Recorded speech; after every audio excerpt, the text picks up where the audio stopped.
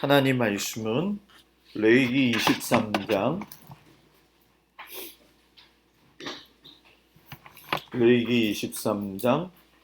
27절에서 32절까지 말씀 보도록 하겠습니다.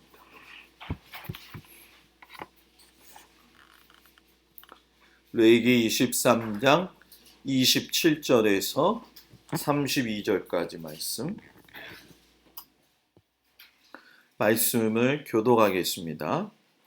일곱째 달 여름날은 속죄일이니 너희는 성회를 열고 스스로 괴롭게 하며 여호와께 화제를 드리고 이 날에는 어떤 일도 하지 말 것은 너희를 위하여 너희 하나님 여호와 앞에 속죄할 속죄일이 됨이니라. 이날에 스스로 괴롭게 하지 아니한 자는 그 백성 중에서 끊어질 것이라. 이 날에 누구든지 어떤 일이라도 하든가 내가 그의 백성 중에서 멸절시키리니 너희는 아무 일도 하지 말라. 이는 너희가 거주하는 각처에서 대대로 지킬 영원한 규례니라. 이는 너희가 쉴 안식일이라. 너희는 스스로 괴롭게 하고 이달 아흐렛날 저녁 곧 그 저녁부터 이튿날 저녁까지 안식을 지킬지니라. 아멘. 기도합니다. 하나님께서 오늘 이 저녁 시간에 이곳에 함께하여 주심으로 저희들이 예배드리고 또 말씀을 통해서 힘을 얻게 하시고 주님 오실 날을 준비할 수 있는 큰 은혜 받게 하시옵소서. 예수님의 이름으로 기도드렸습니다. 아멘. 할렐루야. 오늘 저녁에도 주님 앞에 나온 성도들을 축복합니다. 여호와의 일곱절기 하면서 많이 어렵고 힘드실 텐데 그래도 어느 정도 끝자락에 지금 도달하고 있습니다. 어디를 가서든지 제가 절기를 이야기할 적에 이렇게 끝까지 상세하게 한 적은 없어요. 왜냐하면 한꺼번에 이렇게 터뜨려 가지고서는 말씀을 전하긴 했지만 그래도 우리 성도들이니까 하나하나 낱낱이 말씀을 전할 수 있어서 참으로 감사를 드립니다. 일곱절기 하면서 우리가 딱 구분하는 거, 봄절기가 있고 가을절기가 있다. 봄에는 심고 가을에는 뭐 한다? 뭐죠? 뭐 한다고? 추수한다. 거자가 들린 것 같아가지고 좀 거른다. 거둔다. 네, 맞아요. 여호와의 일곱절기도 심는 게 있고 거두는 게 있어요.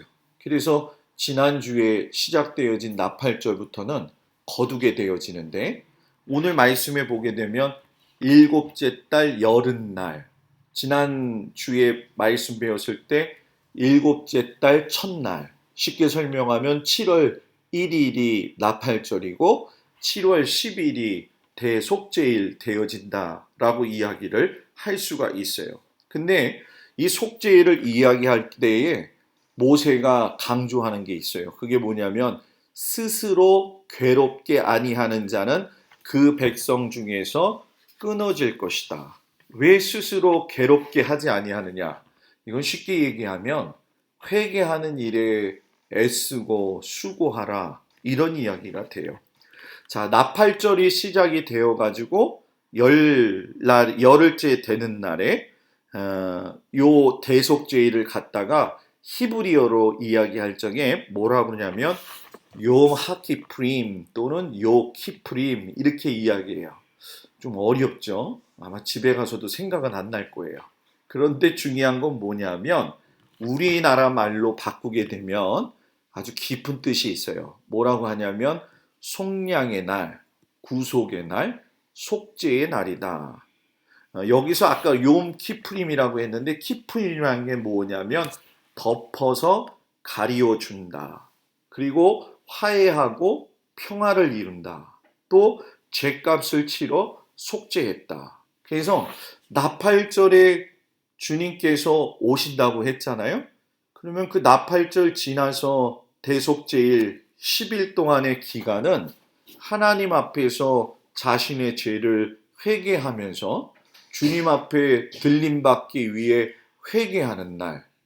주님 앞에서 자기가 금식하면서 스스로를 괴롭게 하고 또 어떤 의미에서 보면은 속죄를 받느냐 안 받느냐라고 하는 결정이 되어지는 날이기 때문에 나팔절이 심판을 알리는 시작이었다고 한다면 우리 대속죄일은 여러분 뭐예요? 심판이 확정이 되어지는 거죠. 자, 그러면 여기서 우리가 한번 좀 유월절하고 비교를 해볼게요. 유월절 때 예수 믿고 구원받았는데 목사님 왜 대속죄일 날 회개해야 됩니까? 요렇게 결부가 되어지거든요. 자, 유월절에 우리가 죄사함 받는 그 통로는 어떤 거였어요?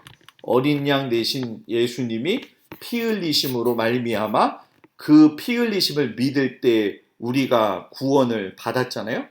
이스라엘 백성들은 어린 양이 대신 죽어가지고서는 좌우문설주 임망에다 어린 양의 피를 발라 놓았을 적에 죽음의 귀신이 내려왔다가 죽음의 천사가 내려왔다가 여러분 어떻게 했어요? 밟고 넘어가게 되어지는 그런 역사가 있었죠. 그러니까 6월절의 역사 속에는 개인의 구원이 담겨져 있어요. 누구든지 어린 양 예수 그리스도를 믿기만 하면 하나님의 자녀가 되는 권세를 줘서 다시금 구원받은 믿음의 백성으로서 탈바꿈하는 것이 6월절이라는 얘기예요. 그런데 대속죄일을 출애굽기에서 찾아보면 어떻게 되느냐? 이스라엘 백성이 6월절 통해 가지고 출애굽했어요. 그리고서는 여러분 어떻게 했을까요? 계속 광야를 걸어와 가지고선 시내산에 도착을 한 거예요. 그리고 시내산에 도착을 해 가지고서는 모세가 하나님 앞에 올라가서 40일 동안 기도를 하면서 율법을 받았잖아요. 그래서 그 율법이 우리가 잘 알고 있는 여러분 뭐예요? 십계명이라는 거예요. 그런데 십계명 받고 빠바바바 하고 울렸을 적에 지난주에 우리가 나팔절에 하나님께서 시내산에 강림하심으로 말미암아 뭐예요? 큰 나팔 소리와 번개 소리가 났다 이렇게 얘기했어요. 그때 나팔절이 임했는데 10일 지나가지고서는 여러분 뭡니까? 모세가 내려와서 보았는데 이스라엘 백성들이 뭐 하고 있었어요? 뭐라고요? 금송아지. 그랬잖아요. 그죠? 하나님께서 모세에게 이야기하셨잖아요. 야, 니네 백성들이 지금 이상한 짓 하고 있어. 빨리 내려가봐. 그래가지고 저는 십계명을 들고 내려왔는데 금송아지 만들어 놓고 거기를 삥삥삥 돌면서 뭐예요? 그게 하나님이라고 소리 지르면서 경배를 했단 말이에요. 그때 하나님이 그걸 보시고서는 너무 노하셨죠. 그 노하셨을 때 모세가 여러분들이 잘 알고 있는 중보 기도를 해요. 레위기 32장에 가면 나오는데 뭐라고 이야기하냐면 금송아지 숭배한 그들에게 너희가 큰 죄를 범하였다. 내가 이제 여호와께로 올라가노니 혹 너희를 위하여 속죄가 될까 하노라 하고 모세가 여호와께로 다시 나아가 여짜오되 슬프도소이다. 이 백성이 자기들을 위하여 금신을 만들어 싸우니 큰 죄를 범하였나이다. 그러나 이제 그들의 죄를 사하시옵소서. 그렇지 아니하시면 원하건대 여기서 제일 그 유명한 이야기가 나오죠. 내 이름을 지워 주소서. 죄가 너무 큰 거예요. 여러분 생각해 보세요. 입장 바꿔가지고 내가 하나님이라고 하면 좀 그렇지만 이스라엘 백성들을 갖다가 지금 요즘 우리 새벽기도 때도 출애굽하고 있잖아요. 정말 하나님의 권능의 손길로 이스라엘 백성들을 430년의 고통에서 해방시켜 주셨어요. 이건 엄청난 은혜죠. 여러분 내가 막 광야길을 걷고 있는데 뒤에서 군대가 막 쫓아온다고 한다면 마음이 어떨까요? 이거는 뭐 다급하기도 하겠지만 놀래가지고 죽을 수도 있는 거예요. 보통 대개의 경우 그런 얘기 하더라고요. 사람이 높은 곳에서 떨어져 죽으면은 떨어져서 죽을까요? 떨어지기 전에 죽을까요? 목사님 안 해봐서 모르겠어요. 결과론적으로 보니까는요, 사람이 땅에 떨어가지고 부딪혀서 죽는 것보다 내려오다가 놀래서 먼저 죽는데요. 그렇더라고요. 그런 것처럼 뒤에서 군대가 막 쫓아오면 사람이 가슴이 두근반, 시근반, 니근반이 되겠죠. 그러면 어떻게 되겠어요? 가다가 지뢰 먼저 죽게 되는 거예요. 그런 과정을 겪어가지고 눈앞에서 수장을 시켜가지고 하나님 살아계신 것을 보아가지고서는 광야길 달려가서 먹을 물이 없어서 쓰니까 하나님이 달게 해주셨죠. 또 가가지고 르비딤 장막에 이르렀을 때 아말렉서 사람들하고 싸워가지고 이기게 해주셨죠. 시내산에 딱 갔더니 하나님께서 짱! 하고 나타나셔가지고서는 엄청난 우레와 같은 소리로 내가 너희의 하나님이라고 선포를 하신 그 상황에서 모세가 40일 기도하고 내려왔는데 그 백성들이 뭐 하고 있었다고요? 금송아지 섬기고 있었다는 거예요. 이게 사람의 모습이에요. 얼마나 완악하고 얼마나 하나님 앞에서 주신 은혜를 잃어버리고 살아가는가. 대개의 경우 보게 되면 신앙생활도 마찬가지인 것 같아요. 하나님 앞에 평상시에 감사할 수 있는 믿음의 사람이 되어야 될 줄 믿습니다. 제가 한번 이야기했었죠. 새벽기도 정말 1년에 한 번, 2년에 한 번, 3년에 한 번 나올까 말까 하는 사람이 교회 나오면 저는 가슴이 두근거려요. 왜 나왔을까? 저렇게 안 나오다가 나온 이유는 뭔가 문제가 있기 때문에. 자다가 깨어가지고 주님이 부르시니까 가야지. 그래갖고 몇 년 만에 교회 나오는 거 아니거든요. 이 얘기는 뭐냐 하면 사람이 평안할 때는 하나님을 안 찾아요. 감사하다고 어려움 속에서 이겨나갈 적에 그 감사가 유지되어야 되는데 이스라엘 백성들이 그렇게 되지 아니하니까 모세가 어떻게 해요? 내 죄도 죄지만 저 이스라엘 백성들의 죄가 너무 크기 때문에 그 사람들의 죄를 갖다가 사하기 위해서 내 이름도 지워졌으면 좋겠습니다. 이렇게 얘기를 하잖아요. 그 얘기는 뭐예요? 이스라엘 전 사람들을 대표하는 사람이 바로 모세였다는 거예요. 그래서 모세를 이야기할 적에 특별 제사장이다 이렇게 얘기를 해요. 쉽게 설명하면 아론이 대제사장이었잖아요. 그죠? 아론이 대제사장인데 아론은 언제 하나님을 만날 수 있느냐? 1년에 딱 한 번 만날 수 있어요. 그때가 바로 대속죄일이에요. 대속죄일 날 모세가 그 일을 감당하기도 했지만 아론을 대제사장 세우고 난 다음에는 이스라엘을 대표하는 가장 거룩한 사람이 가장 거룩한 하나님 앞에 나아가서 가장 거룩한 장소 지성소에서 가장 거룩한 예배를 통해 가지고 하나님 앞에 이 백성들의 죄를 위해서 기도했다라는 거죠. 그래서 이 대속죄일에 제일 중요한 건 뭐냐? 대제사장이 1년에 한 번 꼭 들어가서 뭐예요? 지성소 법궤 앞에서 기도하게 돼 있어요. 하얀 세마포 옷을 입고 아사스엘 양염소, 지난번에 한번 이야기했었죠? 회중들 앞에 장막 앞에다가 염소 2마리 이렇게 놓고 있다가 그 중에 한 마리는 광야로 보내가지고서는 죄를 짚어 씌워가지고 죽이고 하나는 잡아가지고 그 피를 받아서 지성소 법궤 앞에 가면 이렇게 날개를 친 밑에 속죄소에다가 손으로 찍어서 7번 뿌리면서 이스라엘 백성들의 죄를 사함받는 거예요. 1년에 딱 한 번. 1년에 딱 한 번.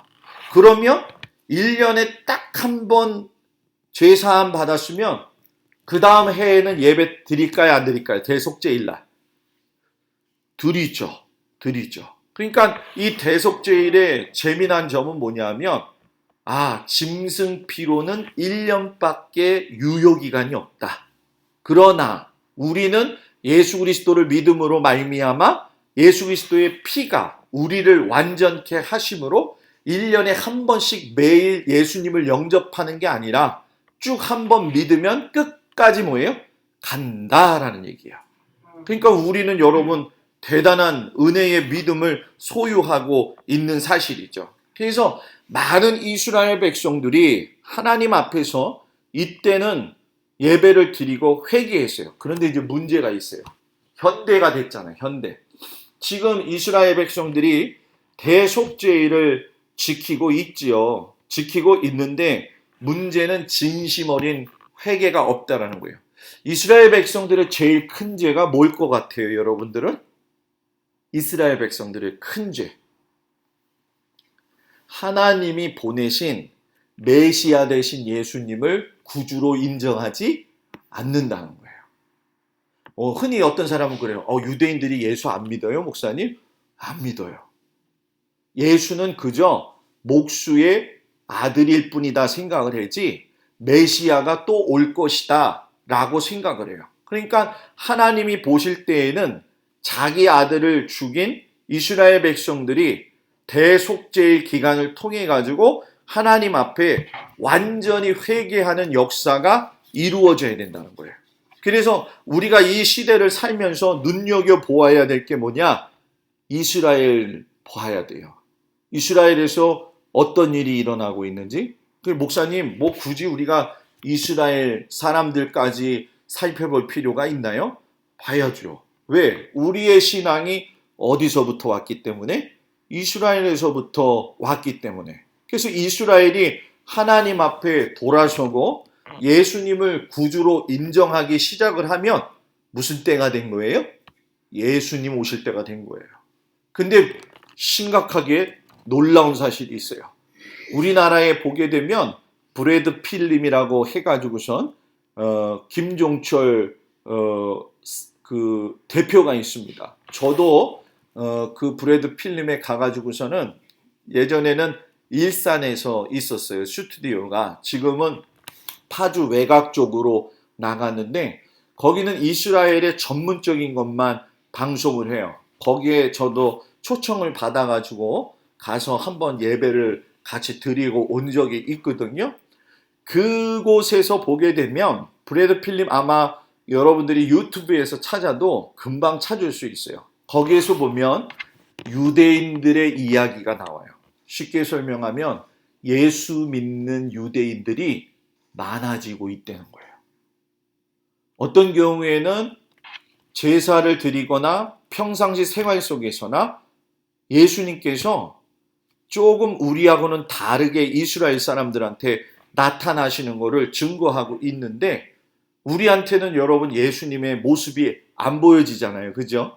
보통 은사를 받더라도 그런 경우는 드물어요. 그런데 이스라엘 백성들 가운데는 예수의 형상을 본 사람들이 많아요.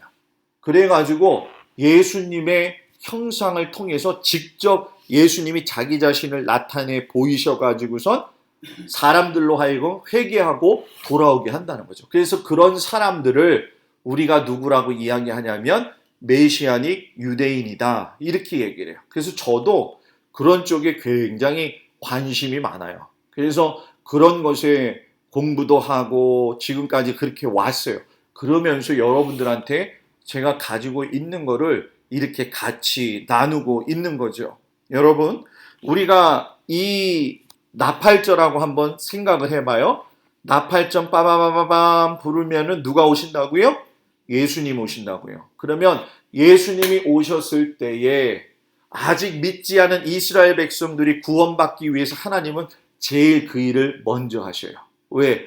그 선민이기 때문에. 그들이 회개하고 돌아서고 우리가 나팔절의 말씀 통해서 아는 것처럼 잠자는 자들이 일어나고 그죠?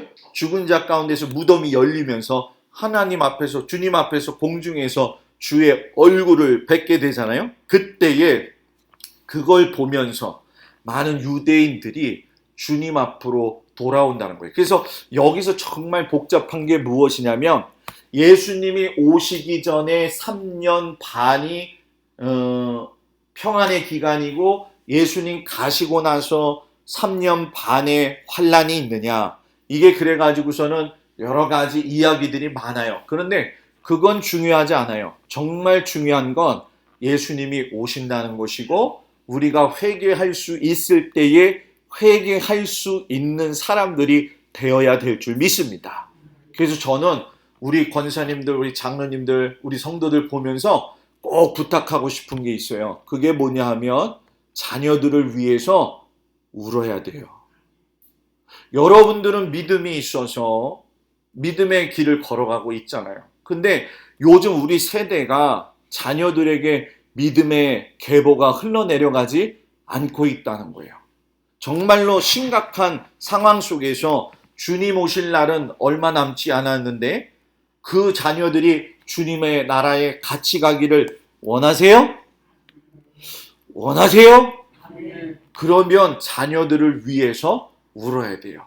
분명한 건 여러분과 제가 부인하고 싶어도 많은 신학자들이 뭐라고 이야기하냐면 12시로 시계를 초점 맞췄을 적에 이제는 11시 59분 59초 점 찍고 넘어가는 순간이다 이렇게 얘기를 해요. 그만큼 가까이 왔다는 거죠. 아유 목사님 동막의 일몰이 얼마나 멋있는데 예수님이 오시겠어요. 저 일몰 지고 나고 또 보고 저기서 재미있게 사는데요. 그런데 오신다는 거예요. 그 주님이 오실 때 저와 여러분이 다 같이 부름 받아가지고 어디 가야 돼요? 하나님 나라에 가야 돼요. 가가지고서는 동막교회 성도들 모여라 그러면은 제가 소리 지르면은 다 제 앞으로 모여야 돼요. 딱 봤는데 없어. 어디 갔지 그 권사님? 이거 심각한 상황이에요. 한 사람은 온 것 같은데 몸은 안 오고 뭐만 왔어요? 입만 오고. 어떤 사람은 분명히 왔는데 그래서 제가 요즘 권사님들 귀를 잘 보고 있어요. 왜? 그때 가서 귀만 왔을 적에 이게 누구 귀인지를 알아야 되기 때문에 사진도 찍어 놓을까 그런 생각도 하고 있어요. 우리 그때 가면은 다 같이 좋은 얼굴로 만나가지고 주님 안에서 기쁨의 삶을 누리기를 바랍니다. 다음 주에는 여선교회 헌신예배 끝나고 그 다음 주에 이제 우리가 초막절 하면서 추수 열매 시기를 같이 논하도록 하겠습니다. 기도하겠습니다. 하나님 감사합니다. 우리가 대속죄를 통해 가지고 하나님의 선하신 뜻이 무엇인지 알기를 원합니다.